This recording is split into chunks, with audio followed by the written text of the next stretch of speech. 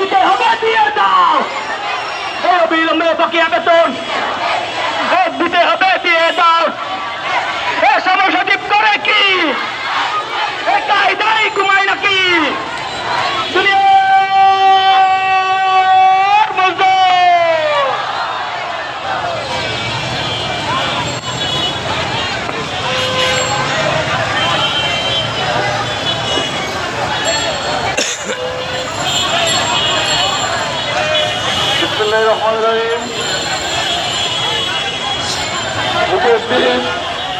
সাংবাদিক ভাইরা ও আমার শ্রমিক ভাই বোনেরা, আসসালামু আলাইকুম। আমি আজের বক্তব্যের শুরুতে বলতে চাই, এই সরকারের যে বাহিনী, এই বাহিনী দিয়ে আমাদের এই আন্দোলন দমন পীড়ন চলবে না। তার কারণ হলো আমাদের আজকের এই মিছিল ছিল শ্রম ভবন থেকে 0 পয়েন্ট হয়ে এই প্রেস ক্লাব হয়ে আবারও শ্রম ভবন অভিমুখে। আমি বক্তব্য শুরুতে একটি কথা বলতে চাই, এই রাষ্ট্র আমরা আজকে দেখেছি, ইতিপূর্বে আজকের আগে আমরা শুনেছি যে কোন মিডিয়া কর্মী হয়তো স্বাধীনতা দেয় নাই, কোন মিডিয়া কর্মী ভাইদেরকে আমরা দেখতে পারিনি এই কারণে যে তাদের নাকি উপরে কর্তৃপক্ষ নির্দেশ আছে যে মিডিয়ায় প্রচার করা যাবে না।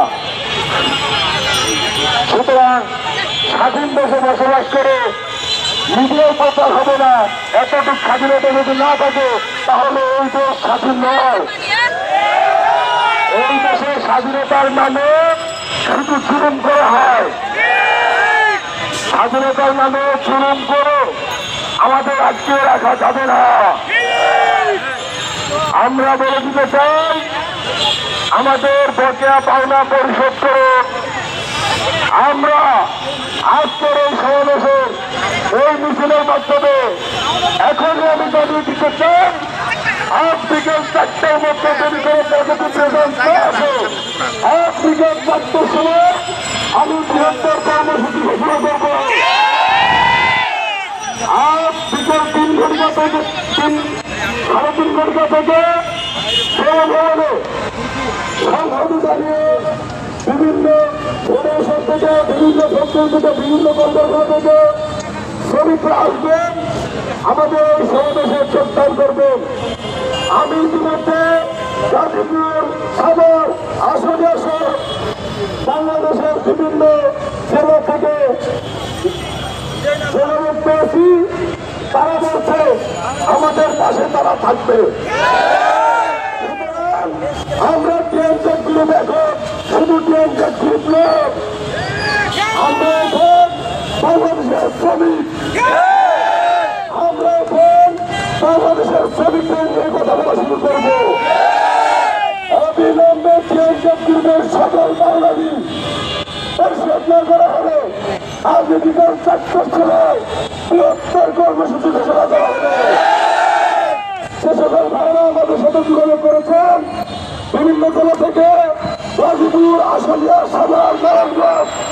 আপনাদেরকে বলবো, আজকের মধ্যে আপনারা প্রস্তুতি নিন।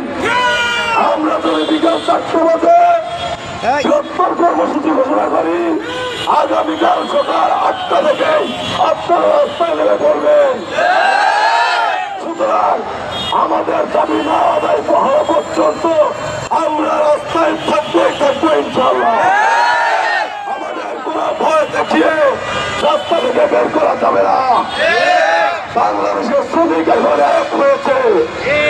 সুতরাং বৃহত্তর কর্মসূচি দেওয়ার আগে সকল সমাধান করার চেষ্টা করুন।